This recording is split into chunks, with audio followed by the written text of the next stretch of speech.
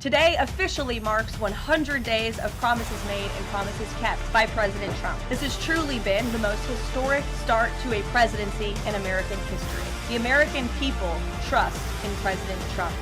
As President Trump has said before, the best is yet to come. I want to know what you guys think is his best moment from these first 100 days. Ooh, I have to say, since I was at the White House for this one, the executive order signing banning men in women's sports. Ooh, that's a good one. Really good one. How about you, Crystal? Okay, so I didn't know how we wanted to approach this. I was like, are we each going to give a couple and then we're going to narrow it down to like our top 3 or whatever? But I had to say women's sports. I played softball in college, so that one was near and dear to me. And then, I mean, it goes without saying, all the border wins. Oh, right? yeah. We now have the most secure border in American history, which is amazing. Over 65,000 ICE deportations. They're really doing the Lord's work. Being from California and Texas, like that's a big one for me. Mm-hmm. Yeah, I would say immigration has been the biggest sticking point as well. You know, this is what makes communities unsafe, is having people here who are committing crimes, you know? And so if we can disrupt that, what's happening in our cities, I think we're just going to make people safer. And there is prosperity that comes alongside that, right? You go into your average city and people are not taking jobs in big cities or weren't taking jobs in big cities out of fear from crime, be it internal with BLM or external with illegal immigrants coming into the cities. But as that starts to disappear, you see that the quality of life for an average American goes up, and that's nothing to be shy about. They should be really proud about it.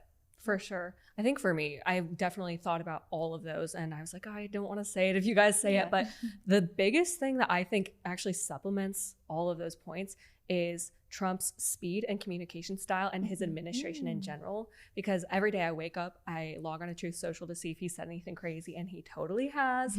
And then, you know, we have such transparency with Caroline Leavitt, Tom Homan, Pete Hegseth, like the entire administration is just out there taking questions from people who really don't like them, and they know how to answer it just like that. They don't need a binder like Karine Jean-Pierre.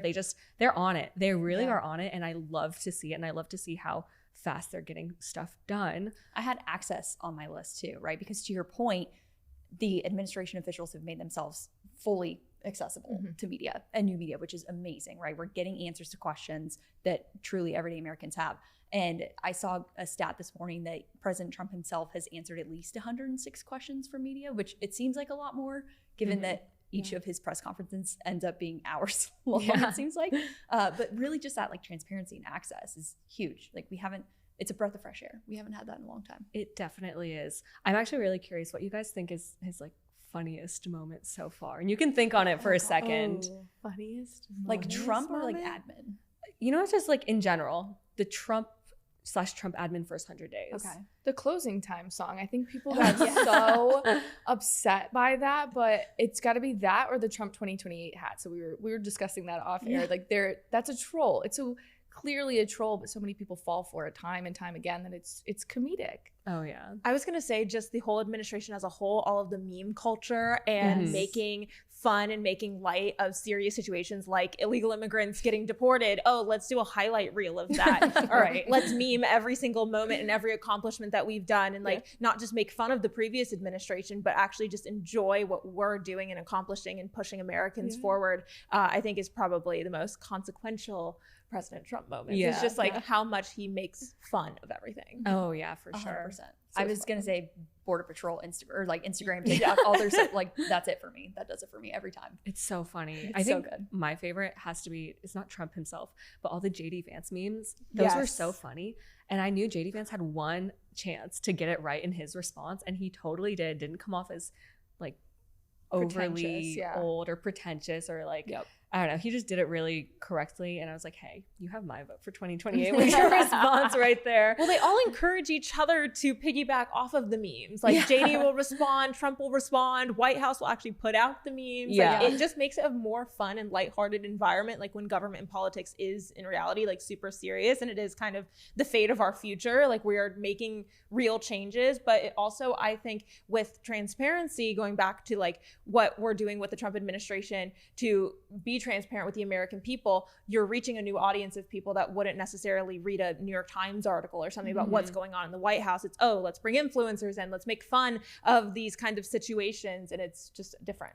That's such a great point too, because I think where the left has failed the most, in my opinion, is they've lost their sense of humor. They have no, and everything is serious and everything is the end of the world. Literally every policy area, it's like, this is going to be the end of humanity. It's like, relax, like exhale. We can have a little bit of fun. And what a good way to get people interested in really important policy conversations that otherwise wouldn't be. But I think that's why young people are starting to swing so dramatically to the right, is because these are really serious conversations. And it's not to say that they don't deserve serious policy resolutions, but at the same time, there has to be levity in between. Otherwise, you just come across as so stiff, boring. And I think that's what's wrong with old day Republicans, you know, like the original neocons of the early 2000s. Like, that's why they lost election time and time again. They weren't fun. They were stuffy. And that's what's really cool to see about the new media movement coinciding so well with this administration is it's funny. Like, it's a good laugh. And that is what draws people in, is where they can have levity and serious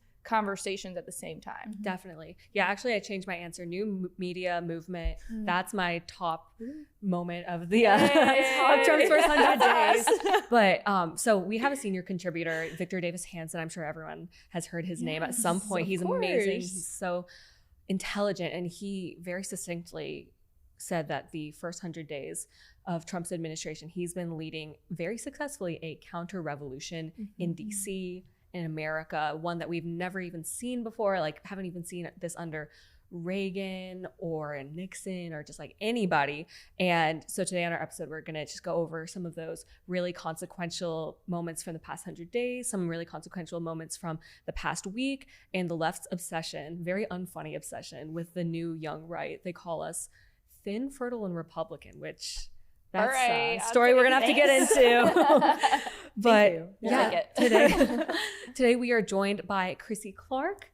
You are the host of Underreported Stories. It's a podcast now. It's a newsletter, and you cover a lot of culture, lifestyle, and so do you, Morgan McMichael. You are a Turning Point USA contributor, and you are based in DC, correct? And you're based in Nashville. So we have two very conservative hotspots, and I like to hear your guys' perspectives on the young conservative movement in both of those areas.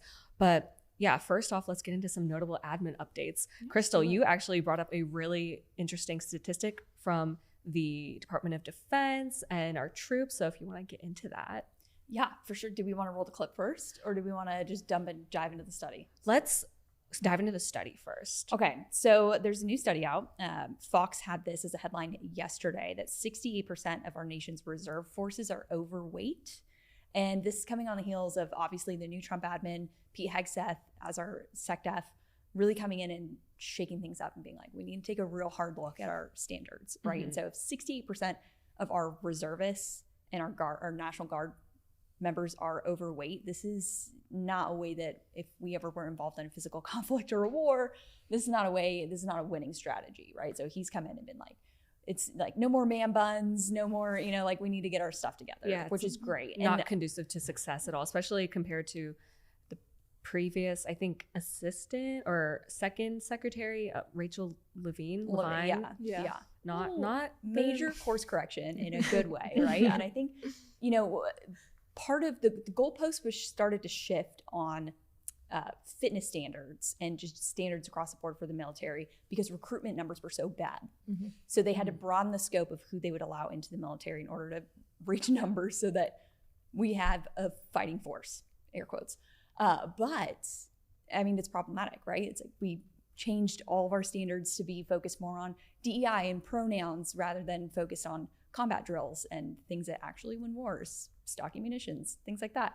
And you see this trend now hopefully starting to reverse, in the sense that, think of an 18-year-old male. Y'all are a lot closer to that age than I am. So you know a lot more of them at this point in time than I do. But if you're thinking about enlisting or commissioning into the military, you want something to fight for, right? A lot of folks, like my boyfriend, he knew from a young age he wanted to be a SEAL. So like that was like his life dream. But a lot of people don't know that they want to go into the military until they're a little bit older, or they want to be able to pay for college or whatever it might be. It's not enticing to fight for a commander-in-chief like Joe Biden. It's just not, right? Sleep at the wheel. His handlers are running the show. you need kind of that patriotism and that sense of pride in your country to be able to sign up to risk your life. So I don't know. I mean, I think what Pete Hegseth is doing is really good. And this study is shocking to me. I know, 68%. That is a shockingly high number. And I think we have loaded up a clip of Pete Hegseth talking about this in front of the White House. I actually forget exactly what event he was speaking for, but he said something really funny. And I mean, it doesn't have to be more eloquent and more of a think piece than how he put it. So if we could roll the clip. Troops fighting in the unit that many of you will lead are capable, truly physically capable of doing what is necessary under fire. They need to be fit, not fat, sharp, not shabby, especially our leaders. So yeah, then he goes on and talks about that, but that troops need to be fit, not fat, sharp, not shabby. Put that on a hat. Put that on a hat. You are going to make a lot of money. But Seriously. I want a t-shirt with that. Fit, not fat. I feel like the empathetic people of the world, this is what's driving them, right? Is we want to be inclusive. We want to help people. I can't think of a bigger hindrance to somebody than telling them that the standard is lowered for them and then them get out on the actual battlefield and the standard is not lower. Our enemies don't have like, oh, fat person bomb, woman bomb. Like they don't have specific military equipment to like deal with our DEI standards. We have a merit-based system in place for the safety and security of the people. What awful leadership you must be under for leadership to tell you that you're going to be treated differently on the battlefield because of your gender, your race, your fitness, etc. The enemy does not care. They don't care. China doesn't care. So I just think if anything, it's the most unempathetic thing that you could possibly do is set people up for failure in this way. Well, and from the perspective of our war fighters too, right? If we put, the shoe on the other foot, how are you supposed to trust the folks that you're going into the trenches with, that you're fighting the battle with? Totally. If you're like, oh, my, swim buddy can't swim or, doesn't have the same endurance that I do or whatever it is. And it's like, well, now your life is on the line because your swim buddy isn't up to par. It's fact. I know it's a platitude, but sorry, I'll say it. Exactly what I was thinking. I know it's a platitude, but like you're only as strong as your weakest link, and that I'm sure causes tensions within these troops within your team, and that's just like cannot be conducive to success. Well, I also think the difference of standards that has changed between women and men going into the military, like the fact that Pete Hegseth had to go out and say like, yeah, women also are going to have the same standards as men, because sorry, when you're on a battlefield, like you said, Chrissy, like no one cares what color of skin you are, what gender you are, and how much you weigh. Like, can you fight and are you good at doing your job? And if women aren't able to meet those same requirements as men, then they're not the fittest and they shouldn't be out there. Like, I mean, I personally have my own opinion on women being on the battlefield in the first place, but it's like, yeah, we need to be encouraging people to be fit. And I also think that this stat of 68% of, our reserve forces are overweight is a bigger testament of the obesity crisis in our nation. Like, 100%. Not only is it a problem within our armed forces, and they're the ones supposed to be protecting American people if they, have to go out there, but our country is also severely overweight, and there just needs to be, I think, a greater emphasis on fitness in general. What a great parlay into our next topic. Seriously. That was unintentional. That was so organic. I love it. Next. HHS and FDA updates. We have RFK Jr. and they're shaking things up, a very controversial figure. And we actually have a clip loaded up for this one as well, him talking about the harms of food dyes, synthetic food dyes. And this is really important because this past week, RFK Jr. announced that the FDA and HHS are working to phase out synthetic petroleum-based food dyes. And that includes, I have it written down, red 40, we all know red 40, yellow 5, yellow 6, blue 1, blue 2, and green 3. Cool. So basically Skittles, Fruit Loops, anything that has a color that doesn't look like it's real food. Exactly. Which, yes, I'm a huge proponent for this. Love it. But also, hot Cheetos are my favorite road trip snack. But can they make hot Cheetos that just with beet juice or something? Maybe the hot Cheetos don't have to be bright red. Right, but maybe red is my favorite flavor. I don't know yet. Very interesting. I was not allowed to eat red 3, red 40, and I think a yellow something when I was on this really intense like radioactive iodine medicine. And it didn't like occur to me that it's so bad for you that like if you're taking this, it like might react really bad with this. And I just remembered that. And here we have a clip of RFK Jr. in January when he first was suspected to be the new administrator for HHS, him explaining these food dyes and the effects of them. They didn't know back then that this yellow dye, tartrazine, causes tumors, asthma, developmental delays, neurological damage, ADD, ADHD, hormone disruption, gene damage, anxiety, depression, intestinal injuries.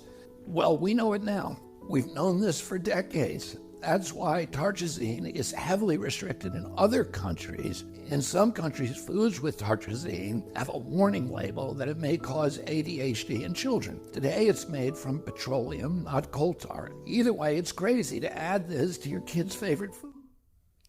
It's crazy. So all my problems are because I Captain Crunch as a kid. Well, think about the link Solved. between big food and big pharma. You have a generation of kids right now that have been conditioned to say they have anxiety and depression. It's like if you don't have a mental health disorder, like then you're not an American. Yeah. You have a generation of children also constantly consuming Adderall and prescribing it like it's candy. And they're not actually talking about the root issues until now. Like, thank goodness RFK is doing something to ban these harmful chemicals. Like these aren't even food dyes. Like they are chemicals that are put into our foods and causing massive problems. And instead, big pharma are the ones to all of a sudden fix it, but it's really not fixing the issue when it's just creating lifelong patients. You know what I think is really interesting about RFK is it's so much less partisan than the media and honestly the left makes it out to be. I do a lot of man on the street videos, and it's just always so fascinating to me that I can bring up a name like Elon or Trump or something along those lines, and people will have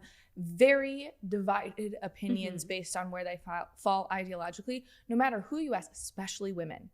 They love RFK. The mama bears are the ones that got him in there. So this idea that just because he has maybe a radical opinion on certain vaccines, that makes him disqualified. No, I think it makes him the most qualified because this is speaking to an issue that so many young people, they fall into. And that's what you're seeing with, I think it's the younger section of Gen Z. Correct me if I'm wrong, you probably know this.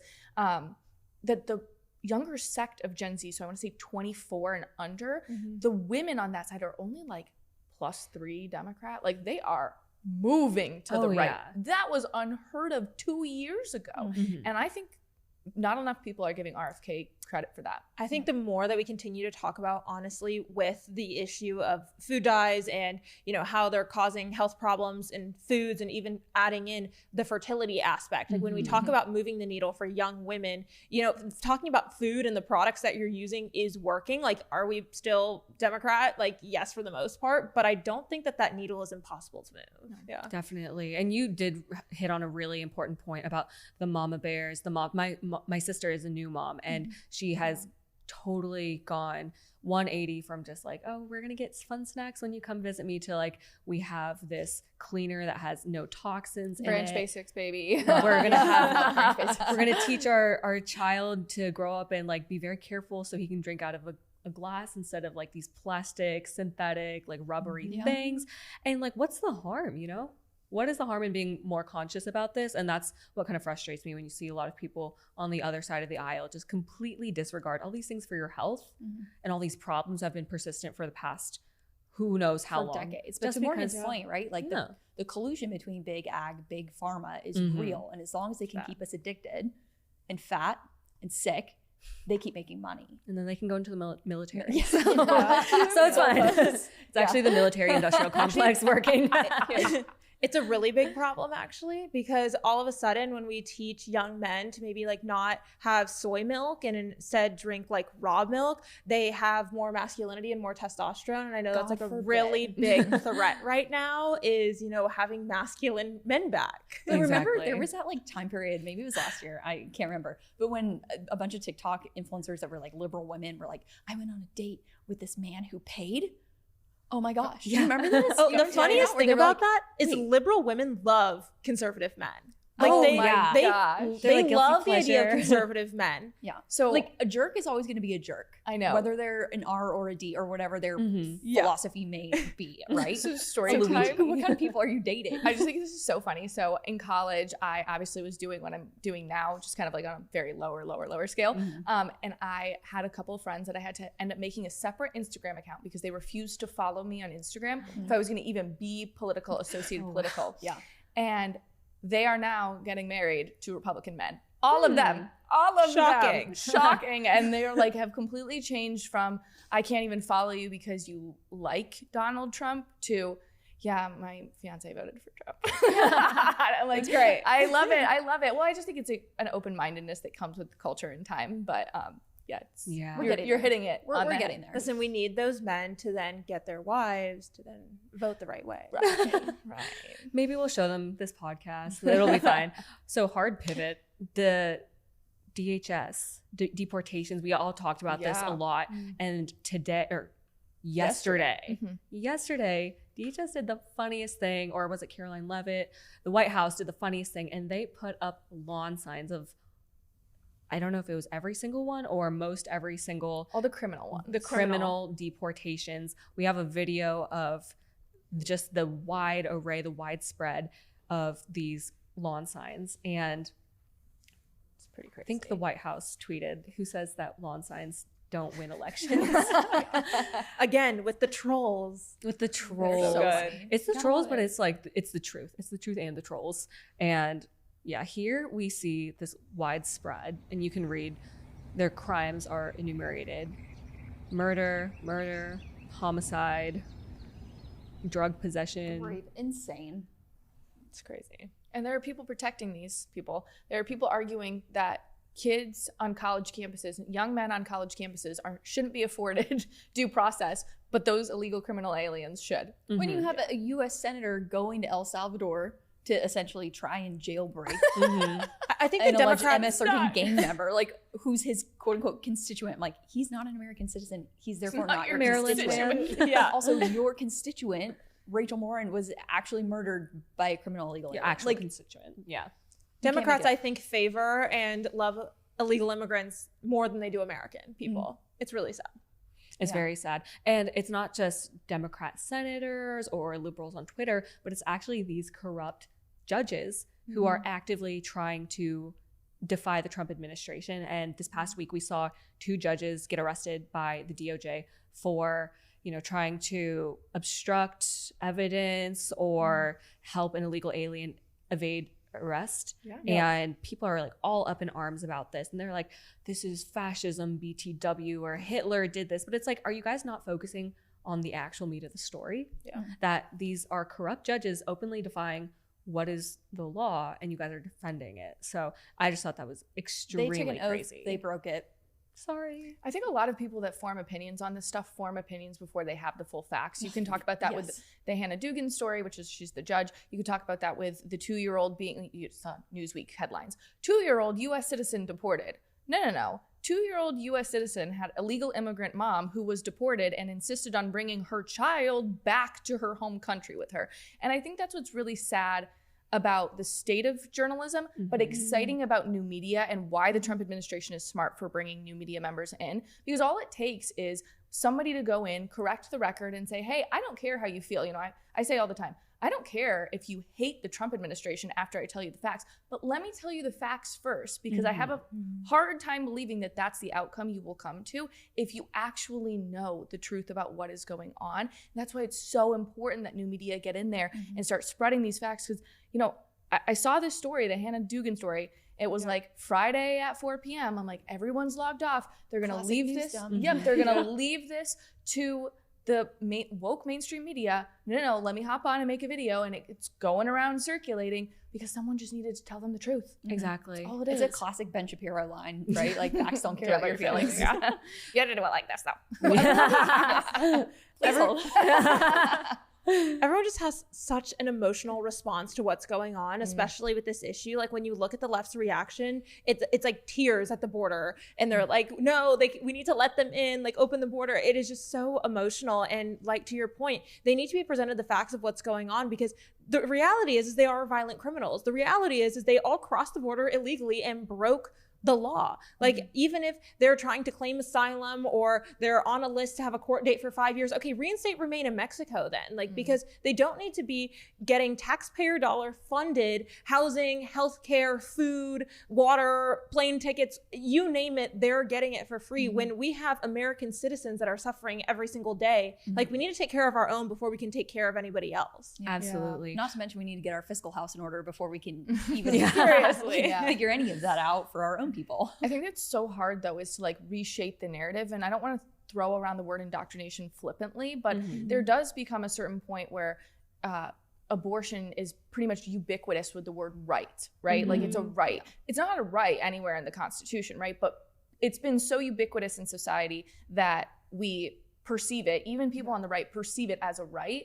And I think that's kind of where it is with illegal immigration, is like, everyone should be allowed to come here. It's like, it's almost become so ubiquitous that we've really had a difficult time explaining to people who aren't on the right side of the aisle that coming to the country illegally is a crime in and of itself. Like that, you can try and pivot with the semantics of technically it's a civil crime, not an actual crime. It's a crime. It's not legal. Yeah, therefore. it's not legal. So end of story. But I think that's what the Trump administration is actively fighting upstream against. Is it seems really simple to all four of us sitting here, but it's become so ubiquitous in culture, you're swimming upstream against it in a lot of spaces. Well, and it's interesting too, because you bring up the point of abortion and life in general, and suburban women have always kind of been this weird audience that conservatives can't really put their finger on. And I think that we mentioned the RFK thing, and this is really truly a coalition win as far as government and politics goes.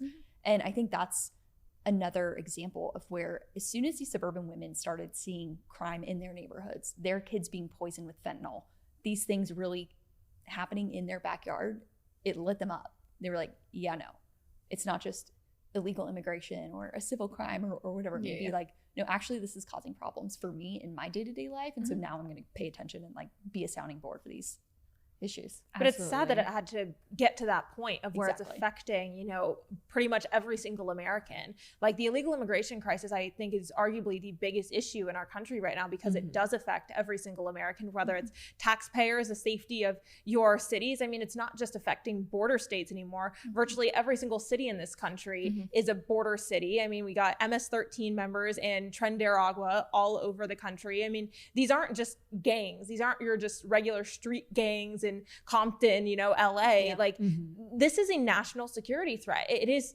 terrorism happening in American soil. And so it's so unfortunate that it took Trump being elected to now doing something. Hey, the border's closed. We're deporting criminals, and eventually we're going to get to deporting more people that aren't just criminals, because everyone who came here is a criminal. It's very interesting. I grew up in Northern Virginia, and in middle school for a month in our health class, we had a unit on MS-13. It was MS-13 awareness. It was, these are the symbols that they'll maybe have tattooed. This is where they are suspected to hang out in the area. When were you in middle school? Yeah, I was in middle school like 3 years ago. Yeah, I was gonna say, did you just graduated? I was 2014 through 16, and I just thought that everyone in the country had an MS-13 unit, but it's crazy seeing all these things come back. Like, I went to elementary school in Southern California, and we never learned about any of that. Yeah, I was in Chicago. We were learning about O Block. But no, it's insane that I actually get to use that knowledge nowadays. But I'm just really glad that Tom Homan is doing something about it. Christy Noem rightfully is making an example. What do you guys think about all the backlash about Christy Noem, looking amazing, looking so fierce, going out on these raids, and people giving her flack for that? She's thin, fit, and Republican and fertile, so whatever. My thing is, I don't care so long as it doesn't hinder your job, your ability to do your job. It hasn't seemed to hinder her ability to do her job, but I've always long said that unfortunately Republicans are always fighting upstream when it comes 100%. To culture, against the media and all of that stuff. Why give them room to make fun of you, to criticize you? So it's one of those things where it's like, Does it bother me? No. Do I understand why it bothers other people and it comes across as a little arrogant? Yeah. That's fair. Yeah, that's fair. So I just, on Kristi Noem, people always have their big opinions on Republican women, and not just to people in the administration, but just Republican women in general. You talked about conservative suburban women. We are all young women in the conservative movement, and the left really cannot seem to put their finger on what we're up to, what we believe, how we're going to move. And it really freaks them out. And they've been writing a lot of think pieces on the young conservative women movement. And it's just absolutely crazy to see the assumptions that they're making about us. And we're going to get into that. But before we do, make sure you are subscribed to the Daily Signal. Turn on those post notifications. It really helps us out with the algorithm. And also, it just really helps push our content out to more viewers. We have a lot of awesome content, from daily news hits to original podcasts, original videos. Victor Davis Hanson has a great commentary every weekday. So just make sure you're subscribed, notify, so you get all of those pieces of content. And if you're looking for more frequent news, we have Top News in 10, hosted by our own Tony Kinnett. He also hosts the Tony Kinnett Cast. It's just a daily morning 6 a.m. or 5 a.m. Eastern time podcast where he just gives you all the bits and pieces of the news that you need for the day. And it's really helpful. I listen to it when I get ready, and I really feel like I'm set up for a great day going into work and going into the swamp. So make sure that you're subscribed for all of our content. We have great stuff coming out. But yeah, the left has an obsession with us, and it kind of feels nice. I mean, some things never change, right? Never Like this podcast is, I don't know, eight years old now or something like that.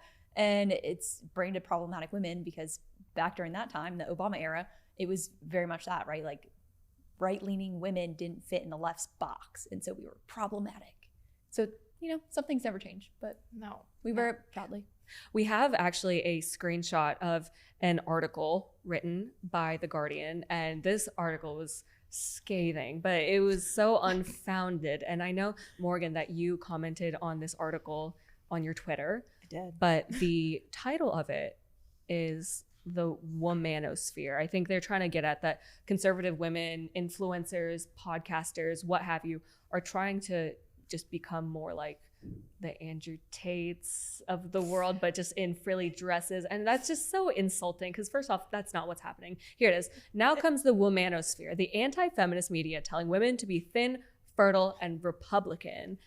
And to that, I say, what's the alternative? To be fat, infertile, and liberal? I didn't say liberal on my tweet, but maybe it's not podcast safe. But seriously, like, when they talk about womanosphere, even like you were saying, comparing us to the manosphere, it is not even comparable or on the same playing field, because all we are doing is promoting healthy lifestyles, getting married, and I don't know, having children, and being in tune with our own femininity, and rejecting the idea of feminism, because really what we're facing is toxic feminism in our country.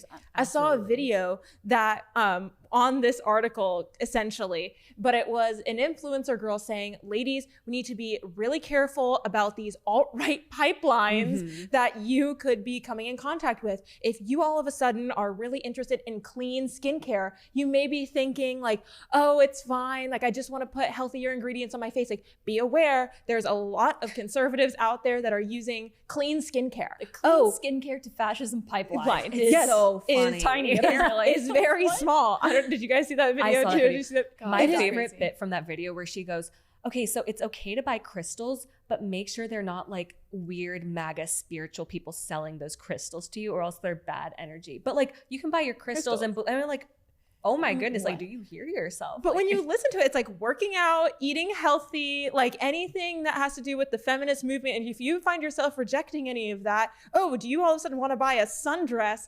You might be conservative. Like, it is crazy what these liberal women, they are so scared, I think, of actually just embracing their own womanhood and being feminine. And they care so much more about like the stereotypical being digging their heels in. being right, trying to be a man, honestly, because It's exhausting. I don't want to do that. It's not for me.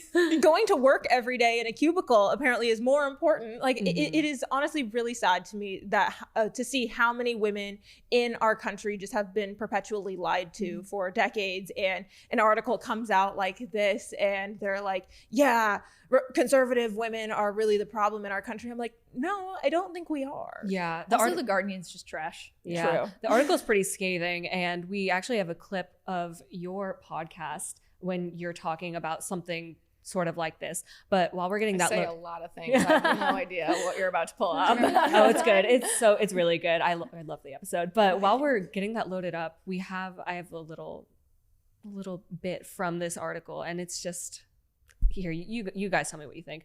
They say, while the women behind these outlets all have different styles and tactics, they are mostly aligned in their desire to return to a gender essentialist worldview. Women as submissive homemakers, men as strong providers. I think we're all saying the same thing, but they make it seem so bad. What's the problem with that? What's the problem? I with also that? love the trend going around. So I am an older millennial, or actually, I guess I'm like right in the middle of millennials. So I'm definitely older than all of you, which is great. Good perspective. But the trend going around Instagram, because I'm not on TikTok, so I see everything like a month later. Yeah. But the trend that's like my politics or whatever this is, and it's just like countryside milk, like raw milk, like just babies, like marriage, holding hands, Country like home. good relationships, comfy home, like that kind. I'm like, yes, send it. That's an alt-right pipeline. That's my politics Alt-right too. pipeline. Yes.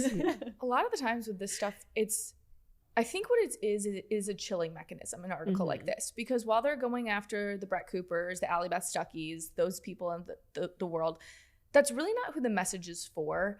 It is for influencers out there who do, maybe they're just showing off their sourdough recipes, or they're lifestyle influencers that are starting in the new age of the Trump administration to feel emboldened to talk about their politics.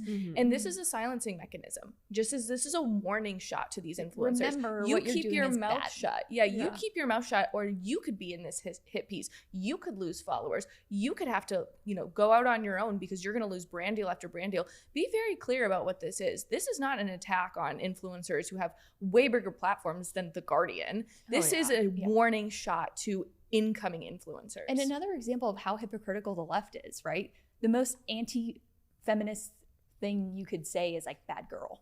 And that's essentially what they're doing. Like, knock it off. Even a bad girl. I thought we supported all women. Why are we going after them all of a sudden? I'm like, you can't have it both ways. We have your clip loaded, and this episode was just really great. You talking about Megyn Kelly and just the pendulum swing. So here we go.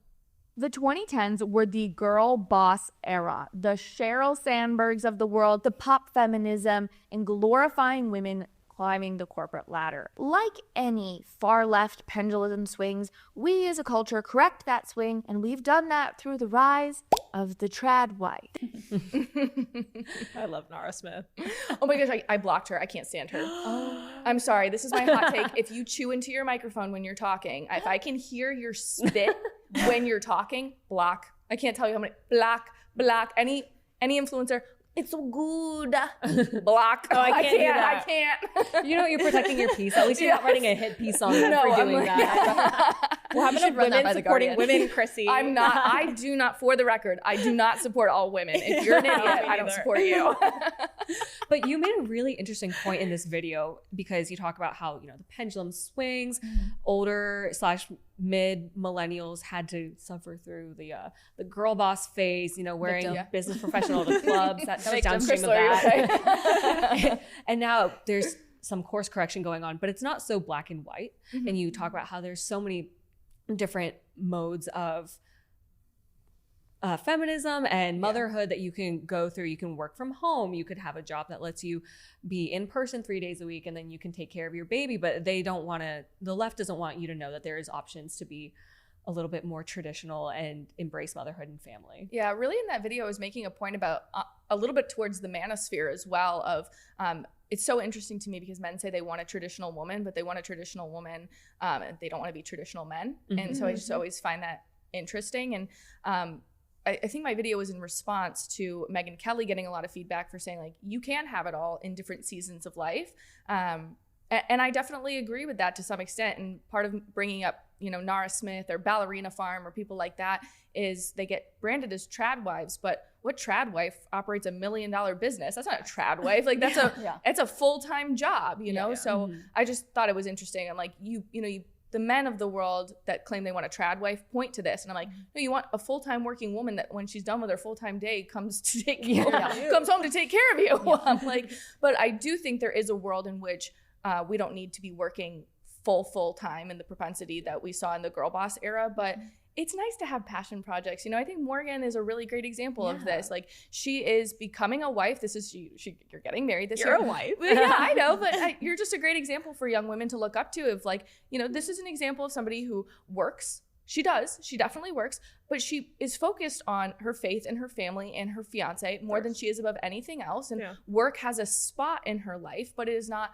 your identity, your whole life and your whole identity. And when I was your age, I did not learn that lesson, and it took a toll on me for a long time. So to see young people figuring that out before it's too late, like, my world crumbled when my whole identity was in my job and I lost my job. And to not have that, to spread that message to young women, like, win. You're already winning at life. Well, I think it's more about, first of all, thank you. That was so sweet. Love you. But I think the pendulum has swung so far from girl boss to now everyone's wanting to be a trad wife, where we need to go back to the middle ground. Like, sorry, but in this economy, like, women can't afford to just like not work until they like hopefully get married. Like, it's very unfortunate when you're looking at the marriage rates in this country. But it's like, find something that you're actually passionate about and realize that your young 20s, when you graduate from college, or don't go to college because it's a scam, when you graduate from that phase of life and you do enter the workforce, it's like, find something that you're genuinely passionate about that you can translate into your future life. Of course, not everyone's going to be a content creator or a commentator or do something in that field, but, realize, like, where do your priorities lie? Because if your priority isn't faith, your family, and your future, then like, you've got something out of whack, because you can't be focusing so hard on what job am I going to have and how am I going to work my way through, if then you're alienating what is most important to you in life. And so it's definitely this pendulum that needs to be corrected. And I kind of wish it wasn't a pendulum, because that just means that we're gonna have to course correct again in a few years. But I guess that's just the way things go. Hopefully not. Maybe enough of us can like get some land out in the middle of nowhere and just live our lives, and then I can restore balance to the universe. Well, I want to compare like right now to like, think about like the 1950s. People, like, women always say in the feminist movement, like, we're not going back to the 1950s. We're not going back to being a housewife. But then when you compare it to what the alternative is during the boss babe movement, I think we're seeing the reverse happen again, kind of.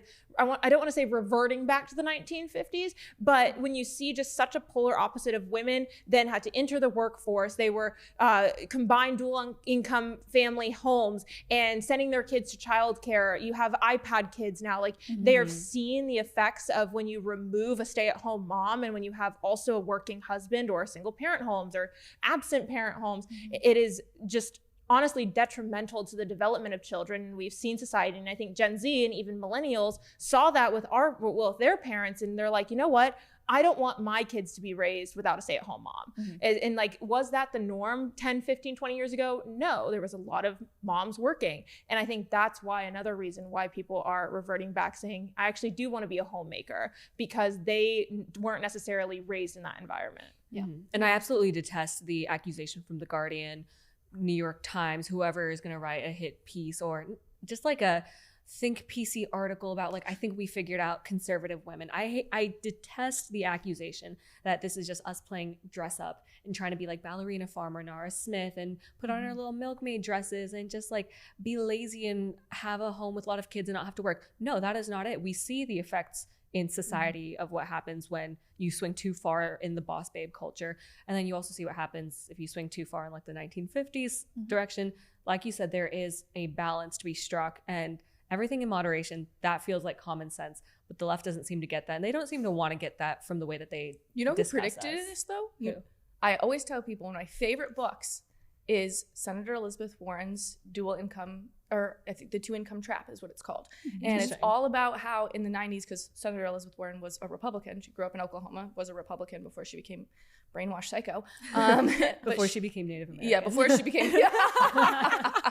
But she said that this was the inevitable decline of feminism, was going to be this two income trap of you're buying everything, you're buying your houses, you're buying everything off of the two income. And part of me thinks that part of me is like bummed that housing costs are so much, because were it not for that, were the economy not in the state that it was from years of be it Republicans losing elections because they were unpalatable to Democrats being in control, all of the above, like this trad wife movement would actually, I think, be further along were it not for all of that. Did you know if women never entered the workforce, we would still be able to live on a single income and be able to buy a house on one income, be able to have flourishing families on one income? And I do think that part of that, I mean, the feminist movement was very intentional with getting women to go into the workforce. Like the dual income was, I think, very intentional, honestly, partially by our government and by the corporate conglomerates, because they wanted a larger workforce. And who's suffering? The American people. Yeah, more tax revenue.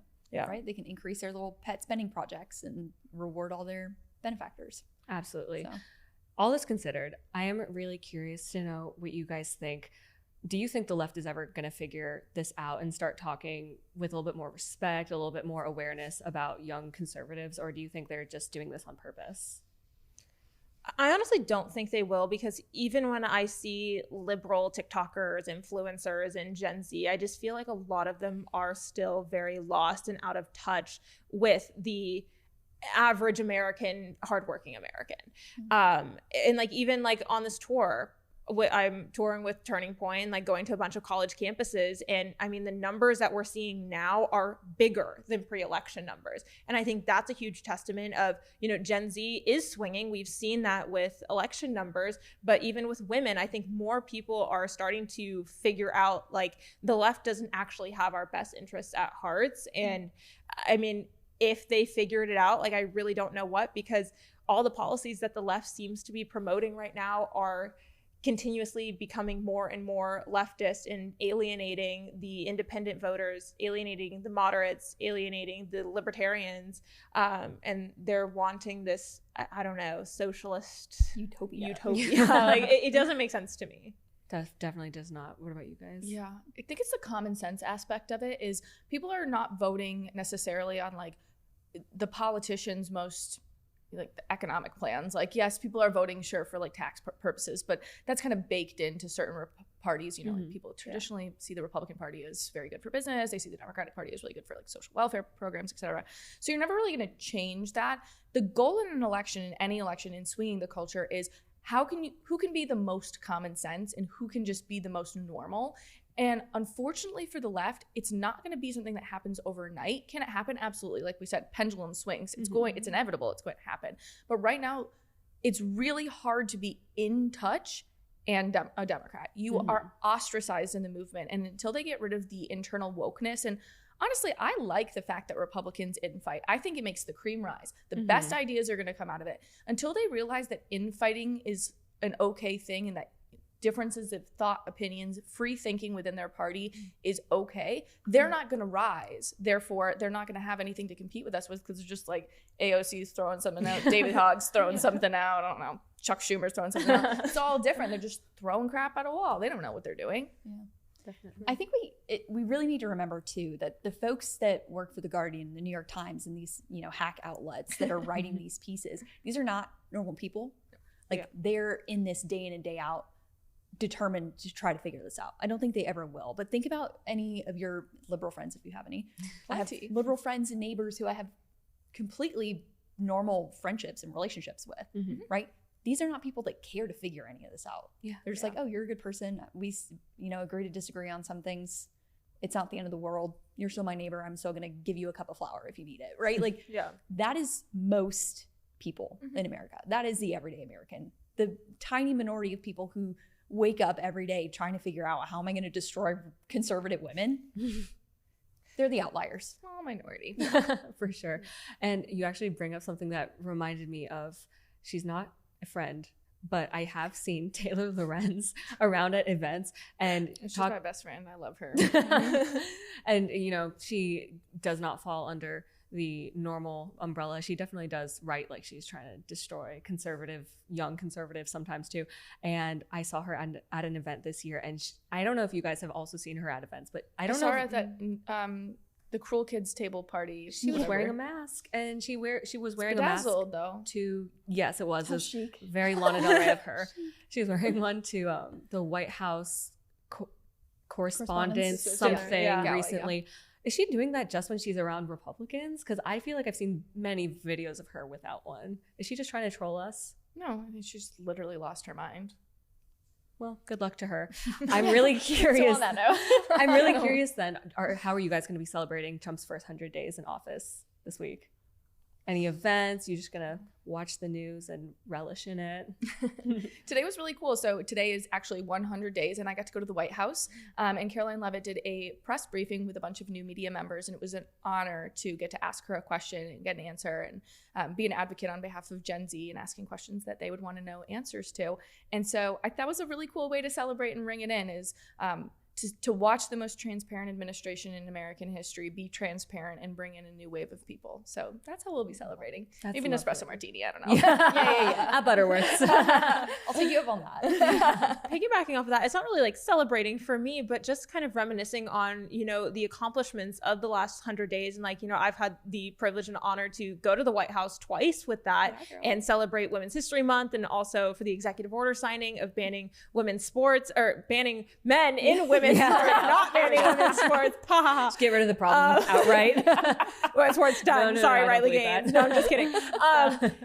But it's like, look at the opportunities that so many young men and young women are being afforded of the transparency with the administration to actually have access to the White House, access to the press briefings. Turning Point, even we have a White House correspondent. That's something that the previous administration would have never allowed happening. And so it's like relishing in like what has happened in the last 100 days. And, we're just getting started. There's still 3 and 3/4. Yeah, we've got a lot to go. Of years left. So we've got a lot of time. And it's like, if we've done this much in 100 days, we've got Can't even imagine. so much more to cover. That's so special, because especially as conservatives, we have a really hard time pausing and enjoying a win. Yeah. Like, we're not really good at that. It's always like, great, check, on to the next thing. Like, we're busy. Like, Sorry, we're meritocracy. Come on, Crystal. But it's like, this is a huge moment, right? And we've all joked about how, the first couple of weeks, even the first few days, it felt like weeks crammed into days. And it feels like it's been a year already, but it's only been 100 days. And so I think that's a huge, huge opportunity to pause and just reflect and be happy. Well, the Heritage Building here in DC actually is doing a really great job letting everyone reminisce and be grateful. And we have a huge banner on the side of our building just listing a few of Trump's many accomplishments in these first 100 days. I can't remember off the top of my head. I haven't gone out and seen it yet because I don't come in from that door. But do you know what's on the side of the building? It's huge. I mean, it's everything we talked about today. The border, protecting women, all that kind of stuff. It's amazing. I can see it from my window in my office. And so the last few days, every day I'm like, big picture of We're Trump doing it. looking over at everybody in Capitol Hill. oh yeah. Well, We're taking a page out of the troll book. Yes. Seriously, I love it. I love it. I hope we keep just funneling those every single month, just like a new one. But guys, it was so great to have you on today. Chrissy, Morgan, how can we follow you on social media, follow your work? You guys can find me any social media outlet. If you can spell my name, you can find me at MORGONN and Turning Point Channels. Yes, and she's a rock star, guys. Go follow her. And you can follow me anywhere, like TikTok, Instagram, at the Chrissy Clark. And you can follow my podcast, which is Underreported Stories with Chrissy Clark, every Tuesday and Thursday on YouTube, Rumble, Spotify, and Apple. Chrissy is also a rock star, so go listen to her podcast. Yeah, guys, come on. We have a lot of fun. And there's a couple more swear words in my podcast than this one, though, so be warned. I'm so excited to tune into the next one and just to be seeing you guys around DC this week. Thank you guys so much for watching Problematic Women or listening wherever you listen to Spotify, Apple Music podcasts. Thank you so much. We'll be back next week with another edition of Problematic Women.